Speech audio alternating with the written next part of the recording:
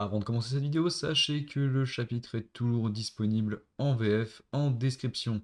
N'hésitez pas à le lire si ce n'est pas déjà fait. Des bisous tout le monde. Salut tout le monde, ici Vegajinka et bienvenue dans cette review du chapitre 5 de Beyblade X. Il a mis du temps à arriver, mais comme on dit, mieux vaut tard que jamais. Ce chapitre comportait pas moins de 45 pages, alors autant dire qu'on a du pain sur la planche, et on va commencer tout de suite avec l'histoire. Le chapitre commence avec le combat Toguro versus Multi qu'on nous avait teasé à la fin du chapitre précédent, ce qui va permettre d'introduire le nouveau système de combat de la X-Tower, les 4X Bay Battle, qui est un système d'hologramme matérialisant l'avatar de l'abeille selon les données comme la force de rotation, les caractéristiques de l'abeille, etc. On y reviendra plus tard. Toguro a l'impression d'avoir l'ascendant sur Multi, mais en réalité cette dernière ne faisait qu'encaisser volontairement les coups et contre-attaque avec un magnifique Mirage Paris.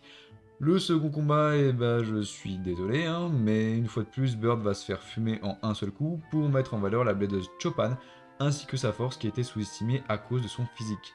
Et pour finir ce premier match, on va avoir le droit au combat King versus Kamen X, qui semble être le gros combat de ce chapitre.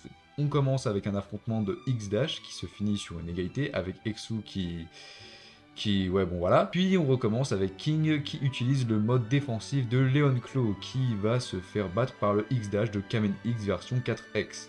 Et après c'est la fin. J'ai kiffé. Honnêtement, je pense qu'on est en présence de mon chapitre favori de Beyblade X, et ce pour plusieurs raisons. Déjà, un postulat auquel je m'y attendais pas, mais alors pas du tout, c'est que le match entier tient dans ce chapitre. On a les 3 combats Toguro Multi, Cho Bird et Kamen King, et il n'y a aucun combat sans intention, et je vais donner mon avis sur chacun d'eux. Pour commencer, le Multi versus Toguro, alors je m'y attendais pas du tout, mais effectivement Multi gagne ce combat et de loin. Le scénario met réellement l'accent sur la différence de compétences entre Multi et Toguro sans pour autant oublier de mettre en valeur Viper Tail. Comme le dit Kamen, ici ce qui a fait la différence, ce n'est pas l'abeille mais bel et bien le blader. Et j'ai vraiment beaucoup aimé qu'il y ait autant de mise en scène pour un combat entre deux types stamina. D'autant qu'après sa défaite, King va rassurer Toguro, ce qui sera l'occasion de montrer qu'il y a une véritable unicité au sein de la team Zuganik, ce qui sera renforcé par la fameuse phrase de King quand le public va sous-estimer Chopin.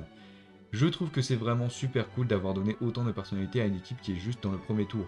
D'ailleurs en parlant de Chopin, la mise en scène avant le combat est vraiment très cool et reflète la puissance de Rhino Horn, même si elle bat Bird en un seul coup. Et ce qui me laisse penser que bah ça y est, hein, c'est plus qu'explicite, le perso est voué à pas être au niveau de la X-Tower et à se faire carry pendant un moment. Certes, on n'en aura pas beaucoup appris sur les pièces de Rhino Horn et Viper Tail, mais on n'a pas vraiment besoin de ça pour comprendre comment fonctionnent les bays et franchement, bah je trouve ça cool. Concernant le combat King versus Kamen, j'ai franchement été étonné que King soit autant au niveau. Le fait d'avoir utilisé une égalité pour mettre en valeur les deux faces offensives et défensives de Leon Claw était également très bien joué. En dehors de ça, le combat déborde de style et une fois de plus, merci de montrer à quel point le choix du blader a une influence sur le combat avec King qui se ravise sur l'utilisation du X-Dash, ce qui va lui coûter le match. Bon, j'admets, la phase de Kamen où il se met à kiffer, je sais pas trop si c'est un indice pour montrer que ce mec est chelou, ou si c'est juste pour ce match. Surtout quand on sait que les scénaristes du manga sont à l'origine de ça.